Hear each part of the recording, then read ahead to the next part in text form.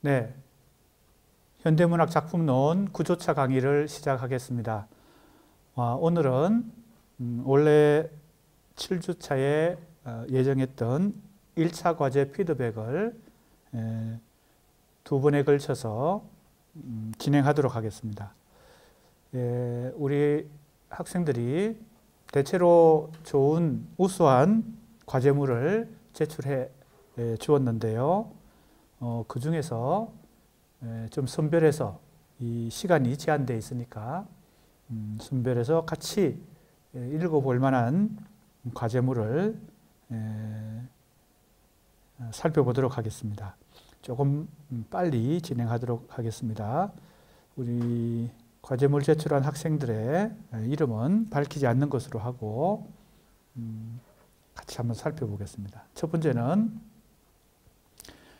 김종삼의 시를 선정해서 세 편을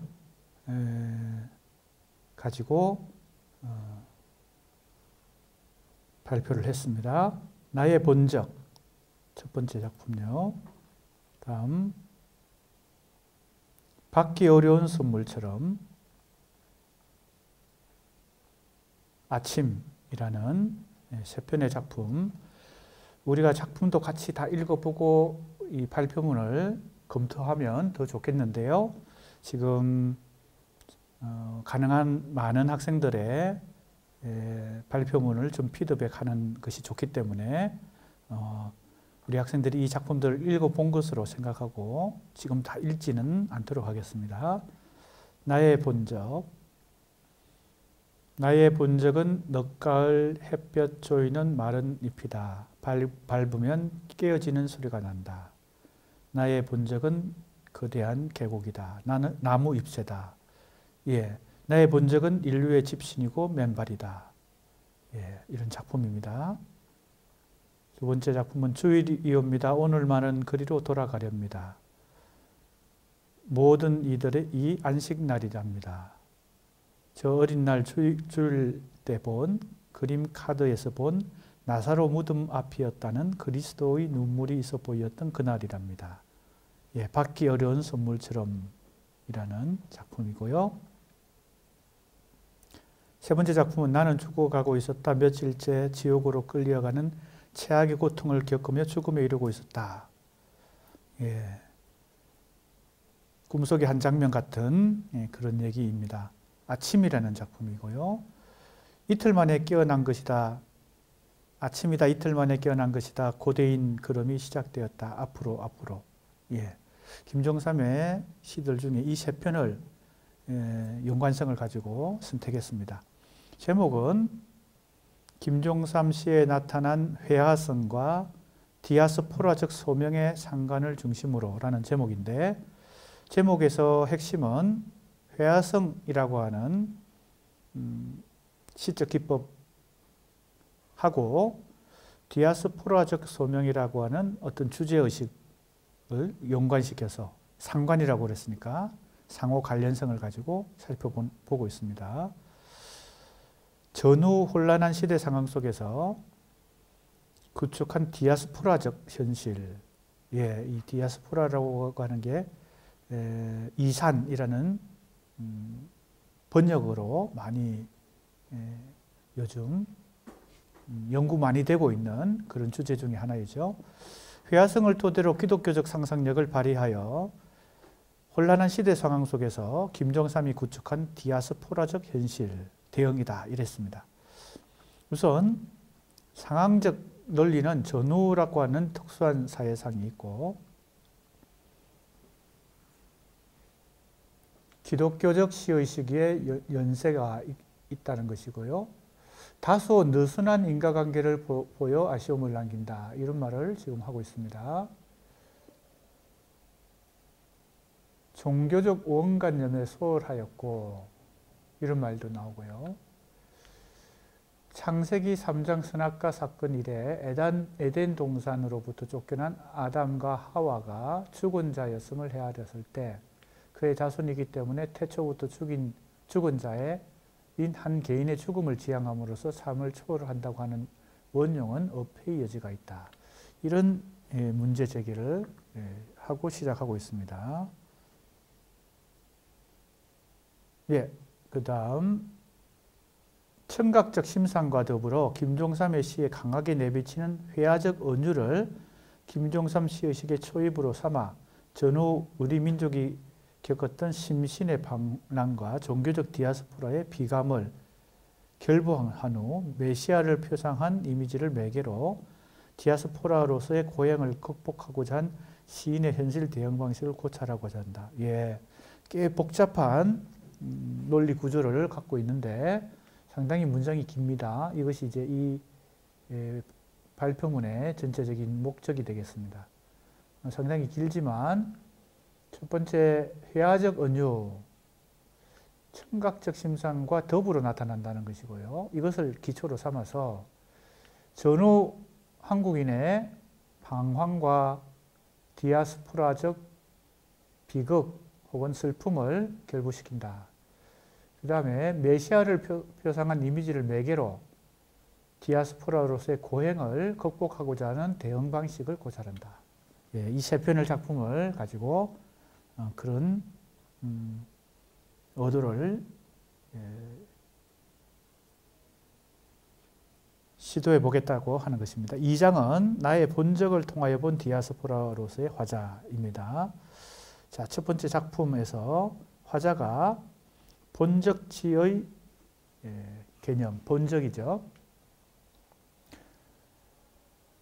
늦가을 햇볕 쪼이는 마른 잎, 거대한 계곡, 나무 잎새, 여인의 영원한 맑은 거울 등등 이렇게 자신의 본적을 나열하다가 인류의 집신이고 맨발이라는 말까지 나옵니다. 그래서 물리적 고토로서의 본적이 아닌, 고토라고 하는 것은 이제 오래된 땅이라니까 고향 같은 뜻이겠죠. 본적, 그죠? 고향. 원적이란 말도 씁니다. 우리가 이제 주민등록 제도상에 본적도 있죠. 원적이란 말도 쓰죠. 이 고토란 말을 고향이란 뜻으로 쓴 것 같습니다. 그런 물리적 고향이 아니라 정신적 고향을 의미한다 라고 해석을 하고 있습니다. 그 다음 이제 각 행들마다 꼼꼼히 분석을 시도하고 있는데 나의 본적은 이라는 주어의 명시 없이 바로 나무 잎새다. 그죠? 이제 이것은 전제되어 있으니까 생략을 했겠죠. 이 주어는 나무 잎새다. 그 다음에 계곡 잎새, 계곡으로부터 떨어져 나온 물길이고 잎사귀다. 그래서 종교적 이미지와 중첩시킬 때 디아스포라로 존재한다. 즉 흩어진 자, 이산, 그죠? 우리가 이산가족이라고 할 때도 그 이산이라는 표현을 쓰는데 디아스포라의 개념이다. 아마 이 잎새라고 하는 것과 흩어져 있는 존재라는 디아스포라를 이제 연상한 것 같습니다. 거시적으로 적용해서 나견으로부터 추방당한 후 회귀하기 위해서 원죄를 사하하며 살아가는 인류라는 뜻으로 디아스포라. 그리고 늦가을 햇볕 조이는 마른 잎은 밟으면 깨어지는 소리는 불가항력적인 상실이고 고독이다. 이렇게 또 해석하고 있습니다.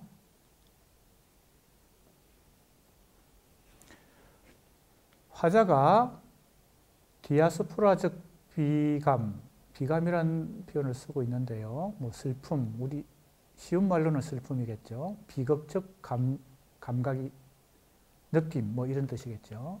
슬픈 느낌. 어떻게 받아들여 내면화하는지. 그 다음에 푸른 눈을 가진 여인의 영원한 맑은 거울이라는 상징으로 푸른 눈과 여인, 거울이 이 세 가지 시어가 결부된 이 사행, 이것이 가지는 상징적 의미를 추적하고 있습니다.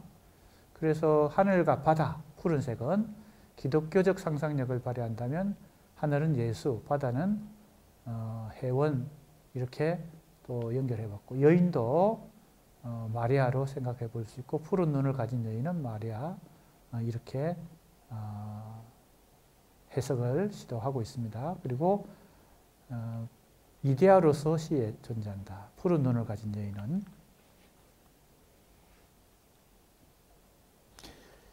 위와 같은 해석을 기납적으로 종합해 본다면 디아스포라로서 화자가 자신이 처한 현실에 대응하는 방식은 메시아를 통한 회귀다.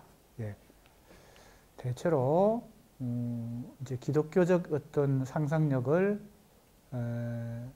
토대로 해석을 지금 시도하고 있는데 그만큼 어떤 기독교적 상징들이 많이 등장하기 때문이겠죠. 갈라디아서 5장에 기록된 성령의 열매를 연상시킨다고도 했습니다. 푸른 눈의 둥근 모양새, 이 푸른 눈. 사도 바울이 전하는 성령은 사랑과 희락과 화평과 오래 참음과 자비와 양성과 충성과 온유의 절제다. 이렇게 하고 원죄와 전쟁의 참상을 씻고자 한다. 사오고자 한다. 이렇게 예술로서 사한다. 그랬으니까 정화 혹은 성화 이제 이런 의미도 찾을 수 있다는 것이겠죠. 예, 다음 작품으로 넘어가 보겠습니다. 세 편의 작품을 각각 한 챕터로 지금 다루고 있는데 회귀의 소망과 좌절, 다시 구도의 전진으로, 받기 어려운 선물처럼과 아침이라는 두 작품을 이 3장에서 같이 다루고 있네요. 자, 여기서 회화적 이미지라고 하는 게 으로부터 디아스포라라는 결론을 얻었다 했고요. 난점은 오랜 방황으로 인해 자아를 상실한 화자가 성령을 구도하기란 만만치 않다. 그래서 구원을 포기하려는 화자의 모습이 은유의 방식으로 나타난다 했죠.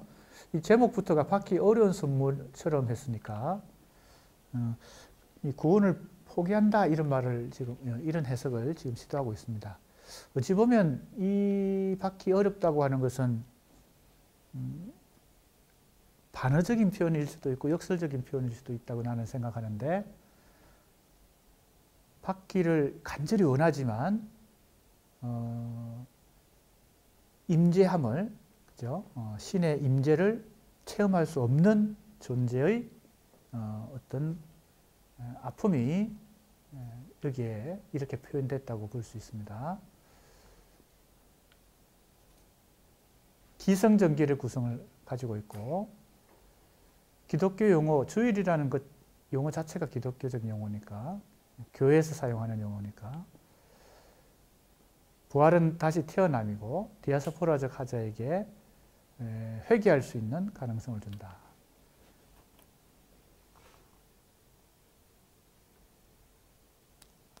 조금 건너뛰어서 소망의 좌절을 겪은 화자는 아담과 하와의 기억을 빌려서라도 낙원의 모습을 회상하고자 한다.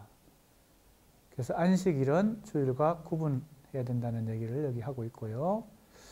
7번째 날은 아담과 하와가 선악과를 따먹은 이유이기 때문에 인류는 낙원의 모습, 완전한 자아를 온전히 떠올릴 수 없다라고 지금 보고 있고요. 그래서 그 세계에 가닿을 수 없음을 단적으로 나타낸다.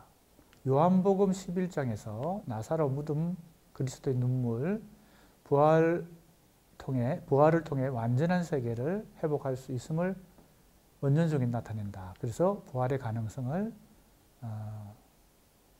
따사로웠던 보호니, 모성애라고 지금 설명이 되어 있습니다. 눈시울을 떠올린다. 푸른 눈에 가진 여인.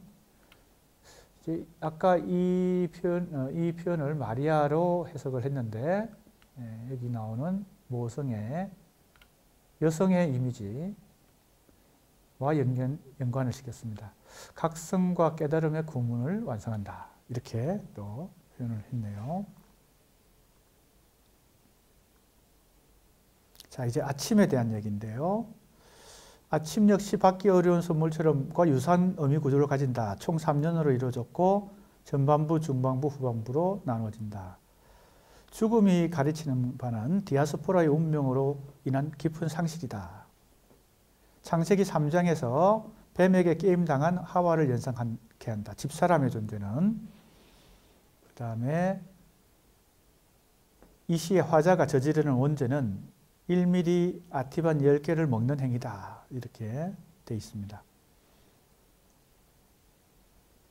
마침내 화자는 영면에 빠질 위험으로부터 깨어난다. 이틀 만에 깨어났다고 얘기하는데 이틀은 원죄를 되풀이할 뻔한 각오로부터 벗어나 다시 살게 된 각성 이후의 삶, 즉 두 번째 삶을 의미한다. 지금까지 고찰한 김종삼 씨의 디아스포라적 화자로 말미암아 고대인 걸음은 디아스포라의 필연적 방황이자 완전한 세계를 위한 순례길이다. 구두의 시간을 향해 묵묵히 간다. 이렇게 마무리하고 있습니다. 맺은말까지 있네요. 자, 맺은말. 자, 첫 번째 발표문 아주 전체적으로 일관된 논리적 구조를 가지고 작품 세 편을 꼼꼼히 잘 분석해서 전체적인 종합에 도달한 좋은 발표였다고 생각이 됩니다. 그 다음 두 번째 발표문입니다. 유화시의 바람 이미지와 시의식 이랬습니다. 바람 이미지에 초점을 맞추고 거기서 어떤 시의식을 발견하고자 한 것이 이 제목에 잘 나타납니다. 인용시 제목은 반창고를 떼며인데 작품을 다 읽어보면 좋을 것 같습니다. 그런데 지금 시간 관계상 다 읽어보지는 못하고요. 한번 전체적으로 한번 보죠. 창문 틈에 붙여놓은 반창고를 뗀다. 바람은 반창고의 미세한 틈으로 스며들어 감기에 시달려야 했다. 겨울을 봉사할 수 있으리라 믿었던 도구마. 반창고를 떼고 뻑뻑한 창문을 확 열어젖히니 깨드름 같은 대명청지가 눈멀덕 눈부시게 들어온다. 이것은 유화의 서정시에 해당되는 작품이고 어떤 깨달음의 시다 이렇게도 말할 수 있습니다. 어떤 일상적 생활 속에서 깨달음을 얻는 여기 대명천지가 깨달음 같은 대명천지가 눈부시게 들어온다 이런 표현이 나오죠. 반창고를 떼며 굉장히 일상적인 어떤 사건인데 그 속에서 깨달음을 얻는 내용입니다. 여기서 바람이 등장하기 때문에 이 작품에서 바람의 이미지를 해석해 본 것 같습니다. 두 번째 작품은요. 이제 바람 부는 날이면 압구정동에 가야 한다라는 작품이고 이 연작시 10번입니다. 여기에도 바람이 등장하는데 박용화 시인에게 아마 주는 작품으로 부제목이 붙어 있습니다. 한계령 대갈령 높은 나무의 바다 위에서 자작나무처럼 괜찮은 듯 써 있는 그리고 돌고래를 타고 나무의 천지를 소유하는 기분. 불탄다 압구정동에도 바람이야 불지 할 때 바람이 등장합니다.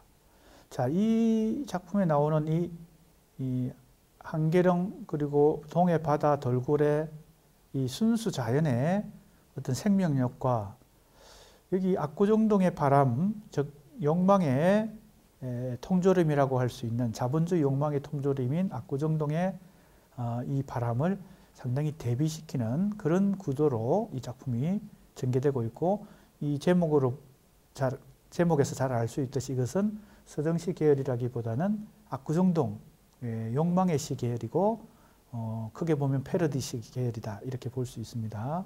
그래서 그 세계 성찬을 맛깔나게 핥고 지나가는 바람의 혓바닥 여기 바람이 등장합니다.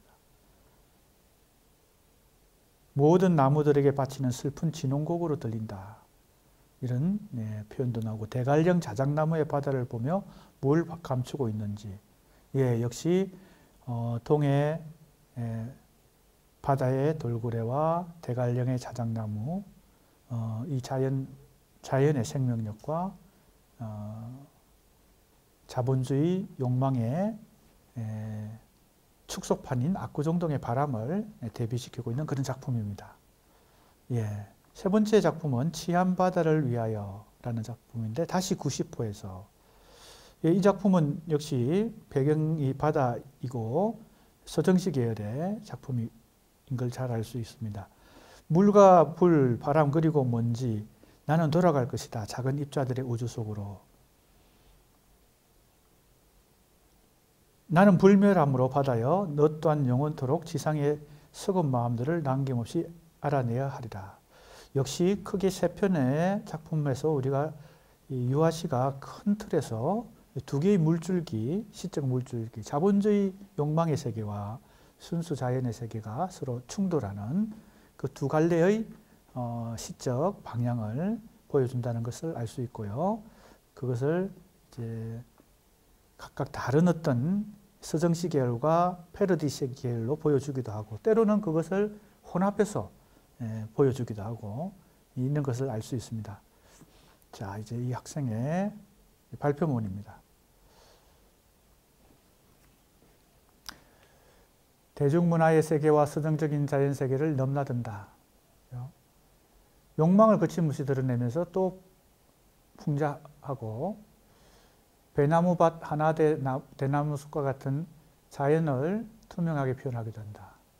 서정성은 어떻게 욕망에 삼켜지지 않는가?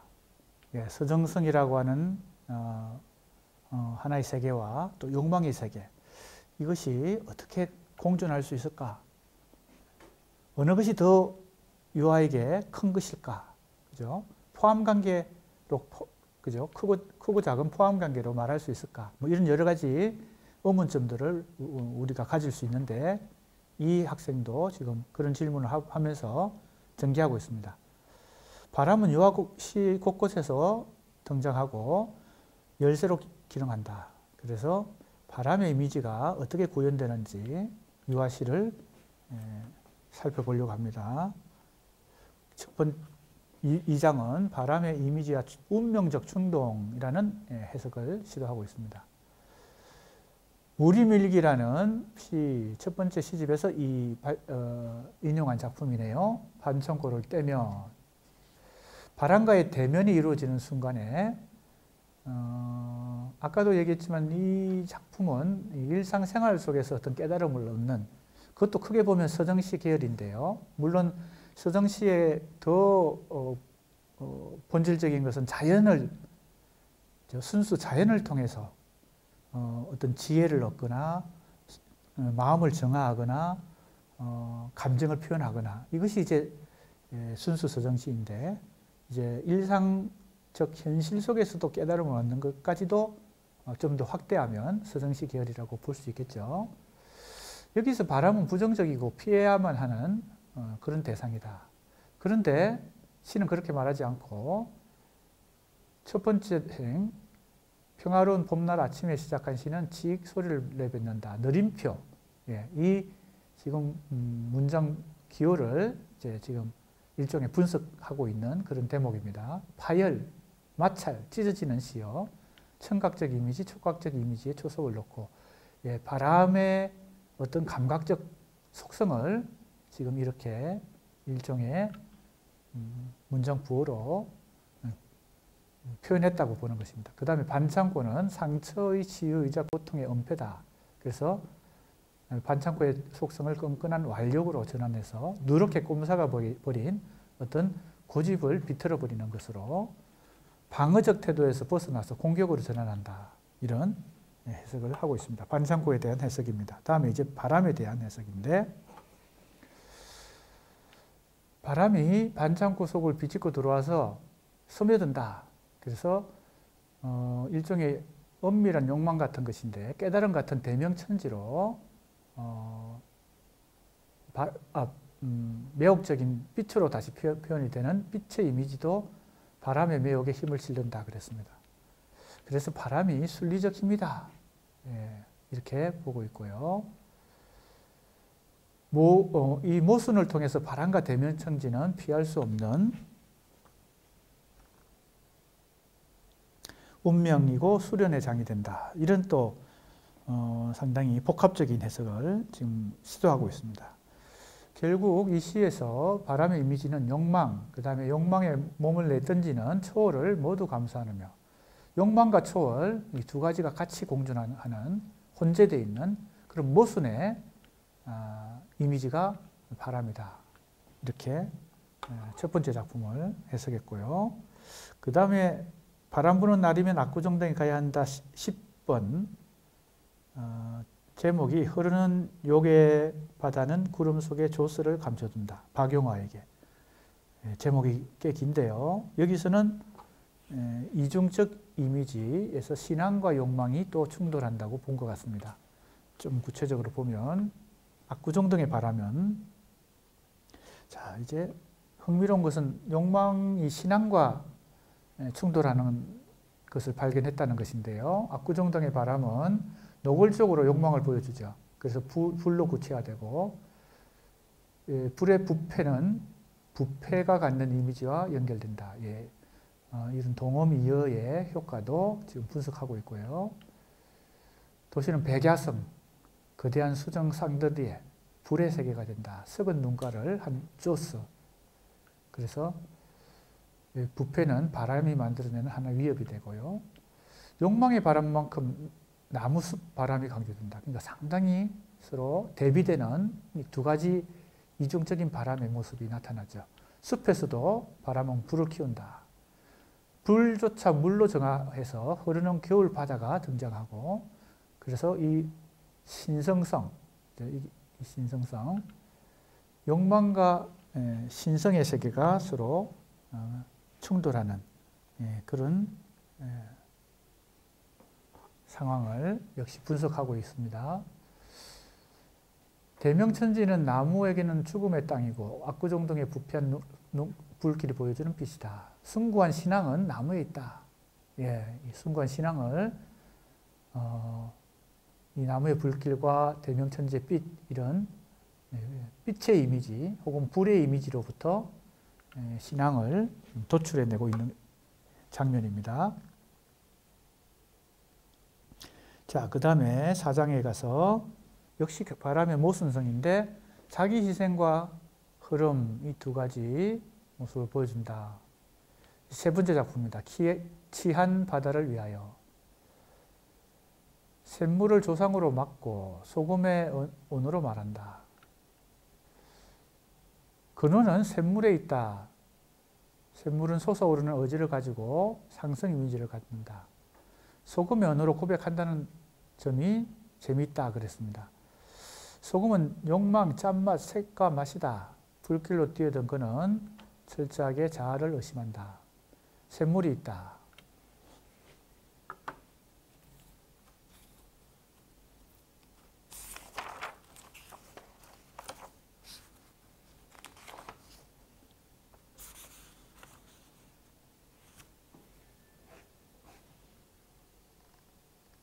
내진말을 한번 보겠습니다. 바람의 이미지에 주목해서 시의식을 추적했는데 욕망과 무자비함을 가진 바람의 만남, 그 다음에 두 번째 작품에서는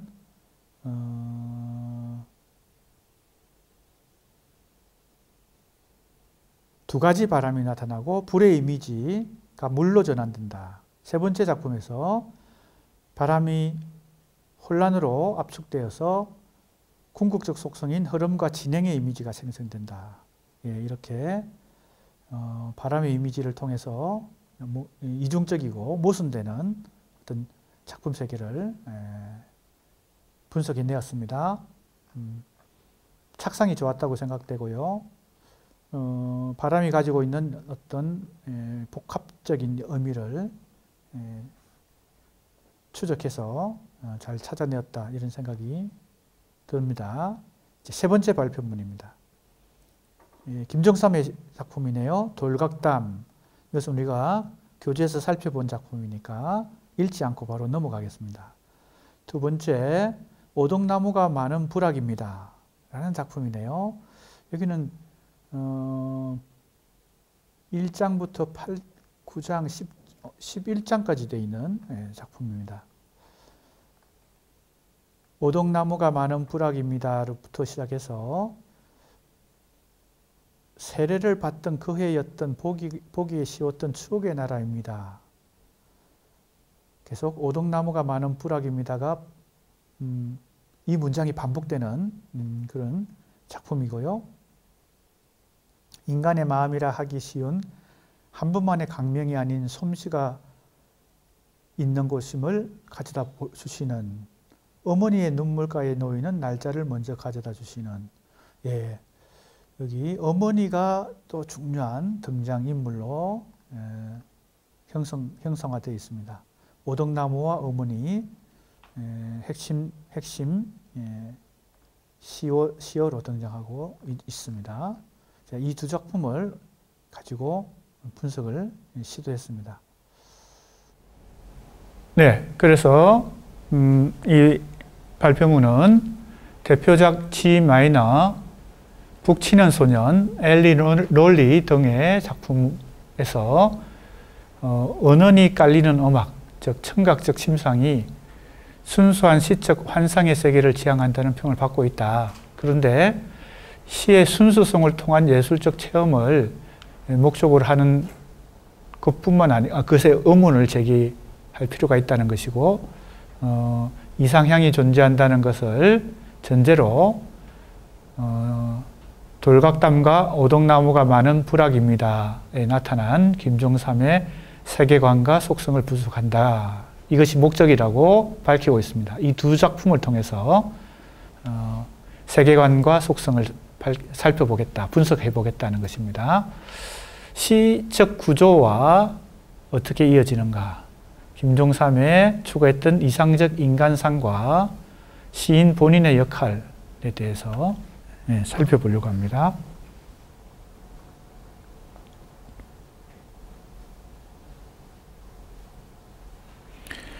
분석의 초점은 돌각담의 구조와 의 분석에서 시작해서 오덕나무가 많은 불악입니다의 시적 구조와 어떻게 이어지는가. 돌각담은 1행부터 5행까지의 전반부, 6행부터 11행까지 후반부이고, 전반부는 각막한 지대를 배경으로, 이 칼이 위로부터 기울기 시작하고 잠시 꺼밋한 지대로 바로 꼽힌다. 그래서 하강 운동을 통해서 천상계가 상위에 존재한다. 10행형의 칼이 비롯된 공간은 영적 실제가 되어 올라간 천상계로 해석한다. 이렇게 지금 해석을 시도하고 있는데요. 천상계와 하강의 운동, 이런 해석입니다. 그 다음 해석으로 넘어가야 되겠는데요. 두 번째 문제는 돌담쌓기의 행위를 통해 극복된다. 인간이 정성을 다해 쌓아 올린 건축물이라는 의미를 갖는데, 쌓았다라는 시어를 반복을 통해서 강조되고, 하늘의 가치를 담고자 하는 행위다. 동헌이 잦아드는 결과로 이어지는데, 이것은 칼이 바로 꼽히기 전에 끄밋했던, 추측컨대 바람이 불었던 상황의 변화가 일어났다. 끄밋하다는 꿈틀하다는 행위로 보기도 하나, 동헌이 잦아지는 결과와 이어지는 것으로 보았을 때 색깔이 검은 상태를 의미하는 형용사로 본다. 이렇게 해석을 시도하고 있습니다. 동헌이 잦아드는 것과 끄밋하다를 색채의 모습으로 지금 해석을 시도하고 있는 것 같습니다. 그래서 해가 뜨는 동쪽이 어둡다. 그 다음에 극심한 암흑기를 겪는 인간계의 모습을 강조한다. 끄밋하다를 색깔이 군데군데 검은 상태를 의미하는 끄밋끄밋하다라는 색채어로 지금 해석을 시도하고 있고요. 돌담은 포겨 놓이던 세 번째가 비어있는 상태, 완성된 돌담의 상태는 도달하지 못했다라고, 그리고 이 칼이 견고하고 자그마한 절대적 완전성에는 이르지 못한다.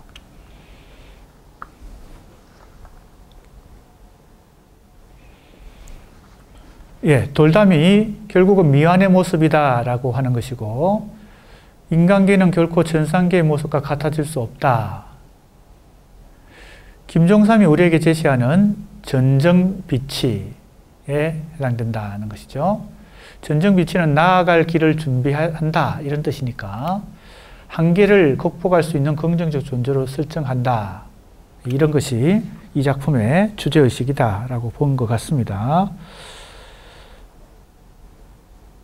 오덕나무가 많은 부락입니다에 이러한 관점을 관점의 연장선에서 이 작품을 분석하면 어머니의 뱃속 세례를 받던 그 해 쉽게 보이었던 추억의 나라 이런 어떤 표현들 속에서 오덕나무 부락이 그리스도교에서 행하는 정화성세인 세례받던 날 보였다. 이것은 기독교적 믿음과 관련 있는 장소다. 모태신앙과 연관되는 이미지다. 이렇게 지금 어머니 뱃속을 해석하고 있습니다. 오덕나무가 많은 부락은 믿음이 있는 자라면 보이기 쉬운 어머니 태중부터 알고 있었던 모태신앙의 해석을 지금 시도하고 있습니다. 천상계에 해당하는 오덕나무가 많은 부락은 모진스러움을 잇는 누구나 너무 오래되어 구속을 면치 못하는 누구나가 오기 좋은 장소다. 천상계의 의미와 관련 짓는다면 죄와 고통은 원죄에서 비롯되었다. 그리고 뭐뭐입니다로 종결했던 이전의 시행과 다르게 오연의 마지막 행은 됩니다로 종결하고 있다는 것이죠. 오덕나무가 많은 부락이 된다. 오덕나무가 많은 안식처에 이르기 위해 어떤 노력의 과정 필요하다. 된다라고 하는 이 스스로가 노력의 과정으로 해석할 수 있다는 것이고 오연의 깊은 빛깔은 씻기지 않을 깊은 빛깔이 된다. 그래서 두 가지 조건은 오덕나무 부락을 이루거나 오덕나무 부락에 이르고 이루고자 하는 이들에게 요구되는 인고의 노력이 오덕나무가 되는 과정에 비유가 되고 있다는 것입니다. 다시 8년에서 10년에 걸쳐서 뭐뭐 신미호 명령력 의미를 사용해서 변화를 지속적으로 촉구하고 있다. 서로의 그리움이 이어진다. 정과 정, 사랑과 사랑 같은 인간적인 마음과 마음이 오가는 소통의 상태. 이 소통의 상태가 한 번만의 강명, 솜씨가 있는 곳, 어머니의 눈물가의 순으로 소통이 가치 있게 쓰인다라고 지금 보고 있고요. 마태복음 25장 13절에서 15절에 이르는 달란트의 비유와 상통한다. 이렇게 지금 또 해석을 하고 있습니다.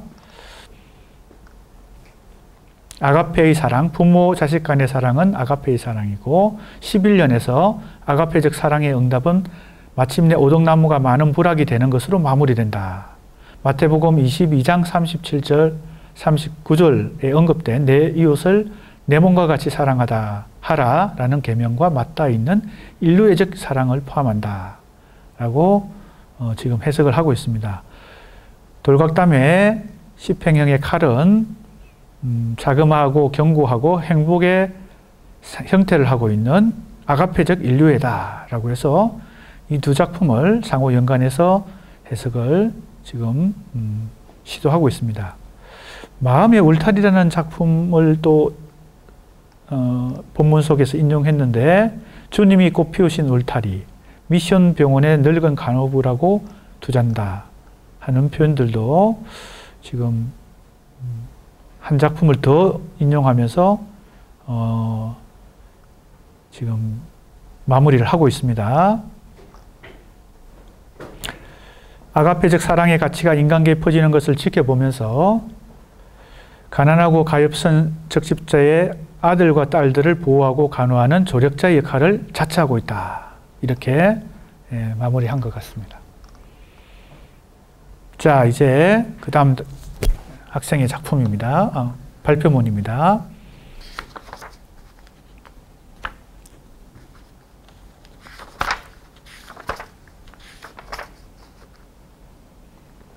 김수영의 시를 인용했습니다. 김수영의 시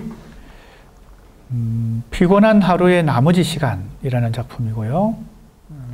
짧은 작품인데 한번 읽어볼까요? 피곤한 하루의 나머지 시간이 눈을 깜빡거린다. 세계는 그러한 무수한 간단. 오, 사랑이 추방을 당하는 시간이 바로 이때이다. 내가 나의 밖으로 나가는 것처럼 눈을 가늘게 뜨고 산이 있거든 불러보라. 나의 머리는 가나끼처럼 우주의 안개를 빨아 올리다 만다. 예, 이런 작품이네요. 두 번째 작품은 사랑이라는 작품입니다. 어둠 속에서도 불빛 속에서도 변치 않는 사랑을 배웠다 너로 하여. 자, 번개처럼 금이 간 너의 얼굴은. 꽤 많이 알려진 작품인데 사랑이라는 작품이고요. 또 한편은 사랑의 변주곡이네요. 굉장히 유명한 작품이죠. 사랑의 변주곡.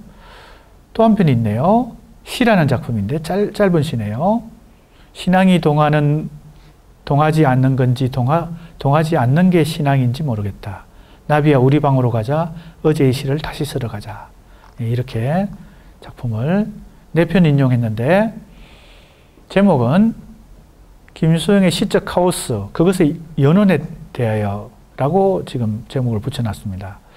시적 카오스에 초점을 맞추고 있고 부제목이 간단과 사랑을 중심으로. 예, 지금 인용한 작품 속에서 사랑이라고 하는 공통 분모가 있고 또 하나는 이 간단이라고 하는 이 작품에 나오는 세계는 그러한 무수한 간단, 예, 이 간단과 사랑의 관계, 오 사랑이 추방당하는 바로 이때라는 이 간단이라고 하는 시간과 사랑의 관계를 지금 추적하고 있는 것 같습니다. 흥미로운 주제인데 시적 카오스라고 그것을 부르고 있네요. 1장은 김수영의 시적 주제는 사랑이다. 자유도 사랑이 될 수 있다라는 제목이고요. 김현이 김수영의 시적 주제는 자유이다라고 한 이 유명한 문장이 있죠. 그래서 김수영이 사랑과 자유의 가치로 환원하기 쉬운데 김수영의 시세계는 단순 명료하게 이해될 수 없는 그런 시세계이고 어딘가 금이 가 있는 그리고 불운한 공간이다. 또 그 금이 가 있는 시세계를 관통하는 단어가 사랑인데 그가 배운 사랑을 만드는 기술은 간단을 통해 이루어진다. 예. 사랑의 변주곡에서 나오는 구절입니다. 사랑을 만드는 기술.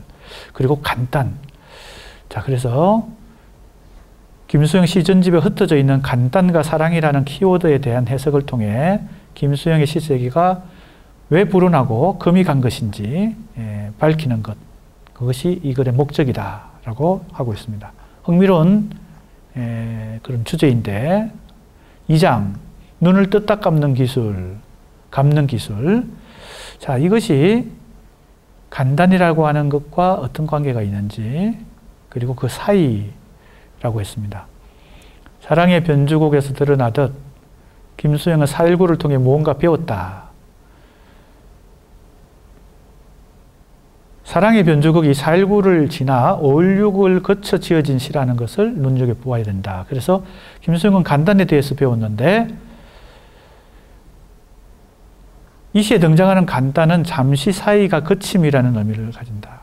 간단은 세계에 대한 단절을 의미하고 사랑이 추방당하는 시간이다. 눈을 깜짝거리는 시간이기도 하다. 세계는 그러한 무수한 간단으로 이루어져 있다. 김수영에게 4.19 이유는 무수하게 사랑이 추방당하는 그런 시간이다. 예, 지금 사랑과 간단의 관계를 지금 이렇게 해석하고 있습니다. 김수영은 자신이 사랑을 추방한 것처럼 여기고 있다. 4.19로부터 배운 사랑이 어떤 종류의 사랑인지 짐작할 수 있다. 그래서 사랑을 계속해서 발명해 나가는 경지에 이르지 못했다. 간단마저 사랑으로 여길 수 있다고 사랑으로 여길 수 있을 때 김수영은 시민으로서 치열한 고뇌를 통해 깨달음을 얻었다. 예. 그래서 사랑에서 어둠 속에서도 불빛 속에서도 변치 않는 것이 길을 바라는 것인데 이 사랑이 변치 않은 사랑이란 것은 언제나 불안한 양태를 띠기 때문이다. 그래서 너의 얼굴은 어둠에서 불빛으로 넘어가는 그 찰나에 꺼졌다 살아난다 에서도 이 표현되고 있는 이 진하게 지금 표시한 이 구절에서 사랑의 영원성과 찰나성, 이것이 나타나고 있죠. 어둠에서 불빛으로 넘어가는 그 찰나에도 불안하다. 번개처럼 짧은 호흡에도 사랑의 불안함이 나타난다. 4.19 직후 배운 사랑은 카오스적인 혼돈의 사랑이다. 그래서 금이 간 꽃이고 얼굴이다. 그리고 찰나의 순간이고 간단의 시간이다. 그래서 불안한데, 금이 간 듯이 불안한데, 이 혼돈의 시세계에 그리고 간단에 대한 인식의 변화, 이것을 사랑의 변주곡에서도 확인해 볼 수 있다는 것이고요.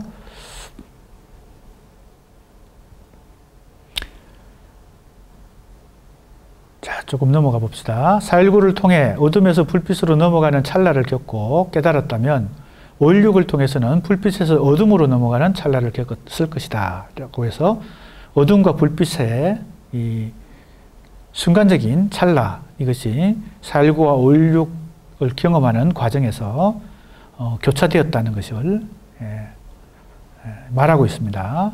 그래서 김수영의 변증법을 발견할 수 있고, 그것은 간단에 대한 인식의 쇄신이다. 금이 간 사랑에서 변주하는 사랑이 성숙하는 과정이다. 그래서 행간걸침이라는 형태적 차원을 통해서, 그리고 피곤한 하루의 나머지와는 달리 간단을 시 속에 직접 구현한다. 이런 것도 형식 분석으로서 의미가 있는 분석인 것 같습니다.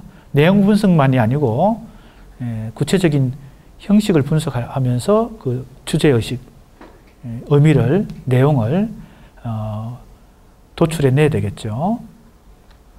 욕망의 입을 열어라, 그 속에서 사랑을 발견하겠다라고 하는 그것도 강렬한 표현인데, 간단이라는 키워드를 통해 이 시를 읽었을 때 묘미가 있다. 사랑은 언제나 금이 간 불안한 상태고, 난로 위에 끓어오르는 주전자의 물이 아슬아슬하게 넘지 않는 것처럼 사랑의 절도도 열렬하다 라는 표현도 나오는데, 그래서 사랑의 변주곡에서도 불안하다.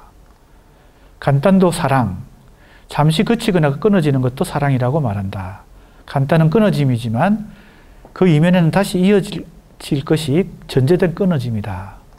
네, 지금 이 발표문은 김수영 시에서 사랑이 가지고 있는 그 영원성과 간단에 대한 그 이중적인 변증법, 그 관점에 충실하면서 일관되게 하나의 논지를 잘 도출해내고 있다, 이렇게 생각이 됩니다.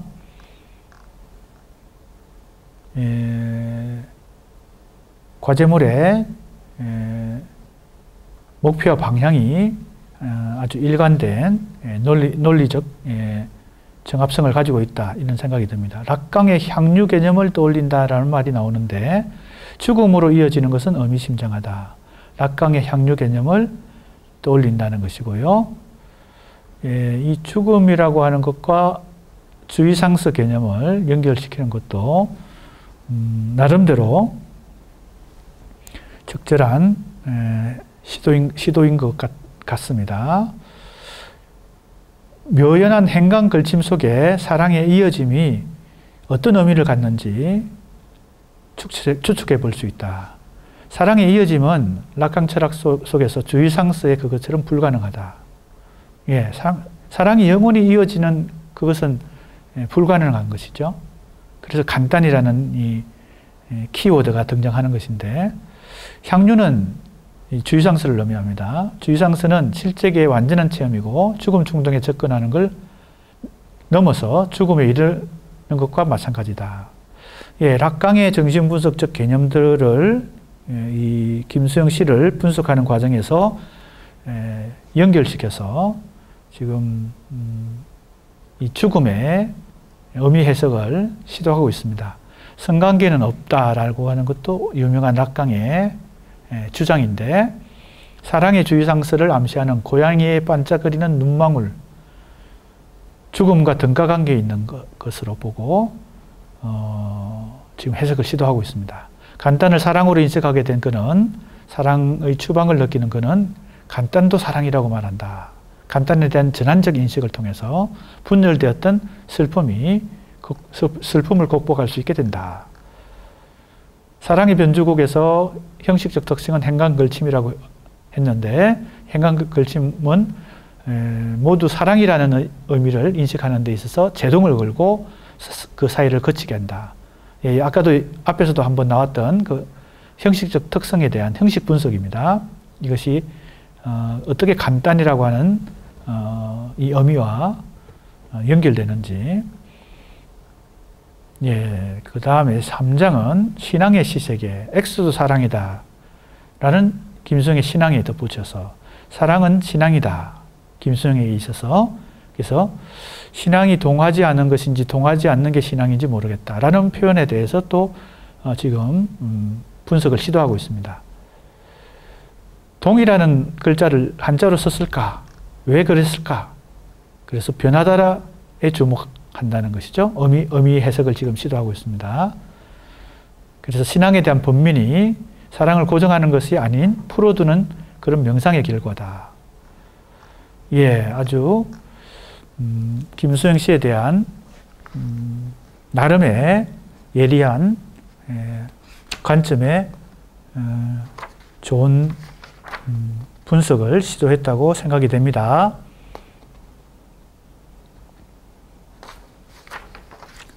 자, 그 다음에 또 다음 발표문으로 넘어가 보겠습니다.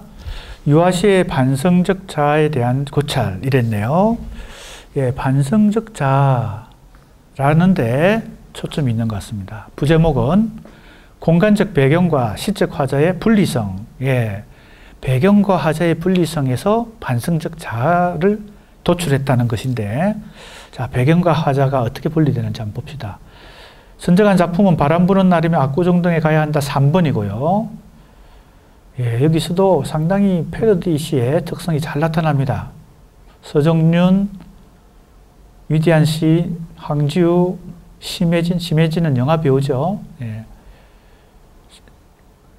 캐롤이 섹슈얼하게 파고드는 섹스는 글이 압구정동을 얘기합니다. 현대백화점, 만다린, 파리 그라상, 스쿠프, 앙드레, 곤드레, 만드레, 예, 이런 것도 상당한 패러디의 언어 유희의 효과를 만들어내고 있죠. 온갖 젖과 꿀과 분비물 넘쳐 집복되는 그 약속의 땅, 예, 성경 구절을 또 패러디하는, 그래서 이 욕망의 분출구인 압구정동을 아주 효과적으로 표현하고 있고요. 주윤발도 등장합니다. 홍콩의 영화 배우죠. 유명한 영화 배우. 자, 그래서 이런 작품과 제저1이라는 작품, 운명이여 나를 내버려 두게나 적극적으로 나 이 세상에 와서 제저처럼 꼴리는 대로 그렇게 살다 가리니. 예, 이것도 큰 틀에서 보면 패러디시의 세운상가 키드의 사랑이라는 유아의 작품이 있죠. 세운상가에서 대중문화, 하이문화죠. 하이문화를 여기 포르노 여배우도 나오고요. 향유하면서 성장했던 그런 세대의, 유아 세대의 그런 대중문화적 상상력이 이 작품에서, 패러디시에서 잘 나타납니다. 세운상가 키드의 사랑, 조금 전에 얘기했던 바로 그 제목입니다. 이것도 연작시이기 때문에 2번이 붙었네요. 사춘기에 나날 유일한 낙이 있었다면 하고 여러 외국 영화 배우들이 등장하는데, 이방의 여배우 이름, 그 다음에 욕망의 이름으로 나를 찍어낸 곳, 세운상가. 예, 압구정동이라는 공간 못지않게 세운상가라는 이 공간도 대중문화 그리고 욕망의, 그러나 이 세운상가는 압구정동과 비교하면 과거의 자신의 과거의 욕망의 상징이다, 이렇게 볼 수 있습니다. 전체적으로 패러디시 해당되는, 유형에 해당되는 세 편의 시를 인용하고 분석을 시도하고 있네요. 자, 첫 번째, 압구정과 시적 화제의 분리성, 이랬습니다. 자, 이 분리성이란 게 어떤 의미인지 한번 찾아봅시다. 공간적 배경은 두 범주인데 하나대 그리고 압구정동, 세운상가. 압구정과 세운상가는 같은 계열이겠죠. 같은 분류 속에 들어간다고 볼 수 있습니다. 압구정동을 욕망의 통조림 또는 묘지라고 말하고 있는데요. 오히려 그러한 공간과 분리되는 모습을 보인다. 시적 주체는 주관 없이 매혹당하는 게 아니다. 오히려 그런 공간과 분리된다. 그것이 지금 이 압구정과 시적 화제의 분리성이라는 제목의 의미이고, 지금 이 글 전체의 제목의 의미이기도 한 것 같습니다. 공간적 배경과 시적 화제가 분리된다. 압구정동을 배경으로 하는 패러디 작품에서 시적 화제는 거기에 매혹당하는 것만은 아니고 반성적 자아로서의 위치를 가지게 된다는 그런 전체적인 논지인 것 같습니다. 적절한 그런 논지인데 작품 분석에서 얼마나 구체성이 있는지 그것이 또 하나의 관건이 되겠습니다. 시적 화자는 유혹의 땅 압구정동의 겨울나무의 혼들을 뿌리고 싶다고 고백한다. 이게 아닌데 이게 아닌데 이게 아닌데 라는 비명을 지른다. 오염된 욕망의 땅 압구정과 분리되어 있기에 진실된 성찰의 고백을 할 수 있다. 이것도 적절한 얘기인데요. 다음에 두 번째, 세운상가와 시적 화자의 비분리성. 세운상가를 배경으로 하는 작품에서는 화자가 분리되지 않고 거기에 완전히 매혹당하고, 이것은 왜 그럴까요? 이거 조금 전에 내가 얘기한 것처럼 세운상가라는 공간은 현재의 공간이기보다는 추억의 공간이거든요. 그렇기 때문에 이 세운상가도 욕망의 어떤 욕망을 상징하는 공간이지만 추억 속에서 이것은 어떤 추억의 색깔을 덧입기 때문에 그렇게 되는 것이 아닌가, 이렇게 볼 수 있습니다. 세운상가 연작의 시적 화자는 나는 부유하는 육체의 세운상가 곰팡이를 반성하지 않는 곰팡이, 그리하여 곰팡이 꽃의 극치를 향해 가는 영혼이라고 고백한다. 아주 상징적인 표현인데, 곰팡이를 반성하지 않는 곰팡이, 이런 말이 나옵니다. 이 구절도 어찌 보면 패러디입니다. 김수영 시 절망이라는 시에 나오는 어떤 구절을 패러디했다고 볼 수 있습니다. 김수영 시를 읽다 보면 절망이라는 작품이 나옵니다. 스스로를 반성하지 않는 그런 풍경, 그리고 곰팡이도 스스로를 반성하지 않는다, 이런 구절이 나오거든요. 역시 패러디 구절이라고 볼 수 있습니다. 화자가 정체성을 세운상가라고 말한다. 그래서 반성하지 않는 반성이다. 자조적인 어조로 말하고 있지만 직접적 반성의 메시지를 던지거나 하지는 않는다는 것이죠. 그래서 이것은 공간과, 즉 세운상가와 화자는 비분리되어 있다라고 지금 보고 있습니다. 진실은 없었다. 오직 웃기던 진실만이 눈앞에 어른거렸을 뿐. 세운상가가 거짓투신이라는 것을 알지만 세운상가를 욕망하며 다가간다. 욕망적 공간 간의 비분리성 그 자체가 시적 화자가 반성하고 부끄러워야 할 지점이다. 이런 분석을 하고 있고요. 세 번째는 제적 연작 속에서는 시적 화자와 세운상가 키드의 분리성이 보인다라고 지금 또 분석하고 있습니다. 그래서 개별적인 작품마다 배경과 화자가 분리되느냐 비분리되느냐, 그 점에 초점을 맞춰서 지금 세 작품을 지금 분석 및 해석을 하고 있고요. 마지막에 나름의 의견을 이렇게 전체적으로 정리를 했네요.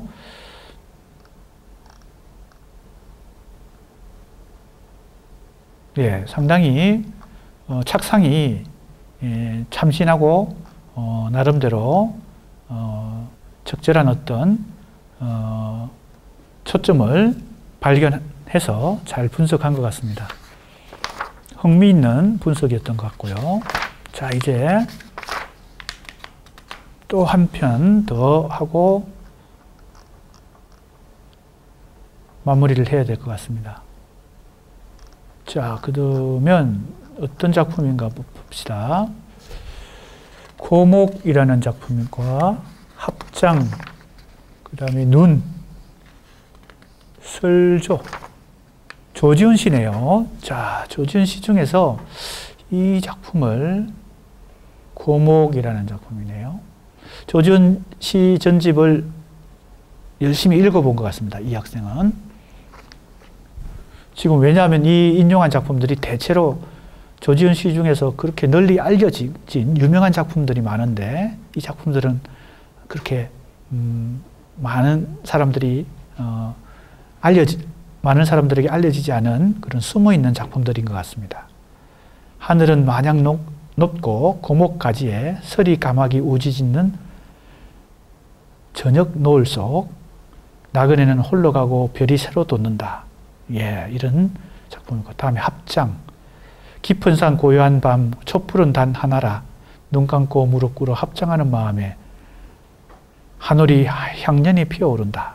예, 합장. 불교적 상상력이 또 오체를 고이 불사른다 이런 말도 나오네요. 상당히 강렬한 표현을 구사하고 있는 작품입니다. 합장이란 작품이고 눈이란 작품인데요. 검은 수목 두루마리에 흰 동정 달아입고 창에 기대면 새한 눈 나려 쌓인다. 아내가 새로 지은 속옷에 쌓여 낙엽처럼 무념히 썩어가면은 이 허망한 시공 위에 내 외로운 영혼 가까이 이렇게도 흰 눈은 나려 쌓인다. 예. 이 작품들 또 슬조 천산에 눈이 내린 줄을 창 열지 않고 모를 건가. 예, 이런 작품이고요. 대체로 눈이라고 하는 공통 분모가 있는 것 같습니다. 어떤 주제의식에 이 학생은 초점을 맞춘 것 같은데 조지훈 씨에 나타나는 생사와 초월인식이다. 이런 어떤 주제의식이라고 크게 보면 될 것 같은데요. 여기에 초점을 맞춘 것 같습니다. 지금 인용한 작품들이 대체로 이런 주제의식을 갖고 있는 작품들을 공통분모로 찾은 것 같아요. 자, 이 네 작품을 분석하려고 한다는 것이고요. 무덤, 집으로 대표되는 삶과 죽음의 이미지, 그리고 고행 혹은 죽음으로서 번뇌를 승화시킬 수 있다는 화자의 인식, 그리고 위로하는 이미지, 설조에서는 눈을 매개로 초월적 세계를 현세와 함께 누리고 있는 화자의 모습. 예. 우선 이제 이 발표문에서 눈에 띄는 것은 아까도 얘기했지만 기존에 조지훈 씨에 대해서 우리가 알고 있는 그리고 통념상 많이 공부해온 그런 작품들이 아니라 새로운 작품들 속에서 일관된 하나의 주제의식을 포착했다 이렇게 볼 수가 있겠습니다. 형식 분석도 좀 겸하면 좋을 것 같은데 그런 대목이 있는지 한번 눈여겨보도록 하겠습니다. 첫 문장과 이 작품에서 첫 문단과 마지막 문단이 수미상관이다. 예, 이런 것도 형식 분석에 해당되네요. 둘째 행과 셋째 행에서 변주가 일어나는데 임자 없는 무덤 하나가 산 사람의 무덤 하나, 주막이 하나, 죽은 이의 집이라는 어떤 변주가 예, 이 문장의 구조 그리고 문장의 변주, 표현의 변주 이런 것들도 주목하고 있고요. 또 무덤, 주막, 집이라는 장소 명사를 포착한 것도 형식 분석으로 눈에 띄는 것 같습니다.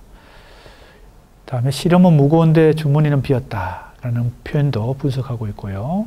대체로 작품의 한 행 한 행 그리고 문장 하나하나를 꼼꼼하게 분석하는 그런 장점도 보여주고 있습니다. 고목과 발음은 같으나 다르게 해석될 수 있다. 그래서 고목, 말라 죽은 나무이지만 고목은 오래 살아남은 나무다. 그래서 서리 까마귀 울고 있고 까마귀의 검은 까마귀의 이미지는 어떤 상징인지 죽음의 인상을 더하지만 우지짓는 강렬한 생명의 이미지 역시 보여준다. 예, 분석이 상당히 꼼꼼하네요. 한행 한행 그리고 한 구절 한 구절 적절한 분석들을 시도하고 있습니다. 합장에 대해서 삶과 죽음 초월의 관계를 주로 불교적 상상력, 선사상이 분명히 나타난다. 예, 여러 시어들에서부터 열반이라든지 참선, 윤회 등등의 역시 주제는 삶과 죽음의 어떤 모순에서 해방되는 그런 것이겠죠. 촛불은 생명의 상징으로 자주 활용되는 것인데 깊은 산 고요한 밤에 단 하나라고 하는 것이 표현되고 외로이, 그 다음에 3년에 한 오리 향을 피운다. 향은 불교에서 부처에게 마음을 전하는 연락수단이고 자신을 태우면서 타인을 위하겠다는 희생정신을 상징하므로 촛불의 의미는 향연의 의미와도 상통하게 된다. 예, 이 학생의 이 분석은 상당히 치밀합니다. 예, 그리고 꼼꼼하게 하나하나를 정면으로 대면하면서 회피하지 않고 하나하나 정식으로 뭐라고 할까요? 정독하고 꼼꼼히 분석하는 그런 좋은 장점을 잘 보여주고 있습니다. 눈이라는 새하얀 눈이 검정 두루마리와 흰 동정의 시각적 심상으로 시작하고 또 합장에서 들어온 오체를 고이 불사른다는 상황이 지극히 어렵다. 실현하기 어렵다. 그래서 동정의 이미지가 불완전한 수행을 상징한다. 예. 이 해석도 상당히 나름대로 새로운 참신한 해석들을 또 많이 보여주고 있어서 그것도 장점이라고 생각이 됩니다. 눈이 내리는 날은 하자에게 마음스러이 고요한 날이고 초월적인 공간을 모사하는 눈 속의 고요에서도 비애와 절망을 느낀다. 예. 설조에 대해서 이 눈에서의 눈과 설조의 눈은 성격이 다르다. 예. 같은 눈이라는 시어도 작품에 따라서 그 속성이 다르게 나타난다는 것도 지금 찾아내고 있습니다. 그래서 화자의 꿈속에 상념의 나비떼들, 수선화로 대표되는 현세의 존재들과는 단절되어 있다. 예. 상당히 분석이 치밀하고 또 아주 의미 해석과 형식 분석까지 정확성을 가지고 있는 그런 좋은 발표문이네요. 예, 결론에서 지금 생사 초월의 관념을 종합적으로 수렴한다면 그런 주제의식에 도달하겠죠. 역시 그런 주제의식은 크게 새롭지 않지만 그 주제의식에 도달하는 과정에서 분석이 굉장히 꼼꼼하고 정확하고 또 치밀하다는 점에서 아까도 여러 번 이제 언급했지만 좋은 장점을 보여준 발표문이었습니다. 네, 자 오늘 7명의 발표문을 같이 살펴봤는데 자 오늘 자, 한 작품을 더 해볼까요?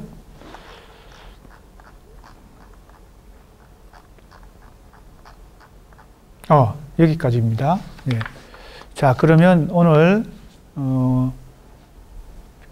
1차 과제 피드백을 마무리하고 다음 시간에 한 번 더 1차 과제 피드백 시간을 갖도록 하겠습니다.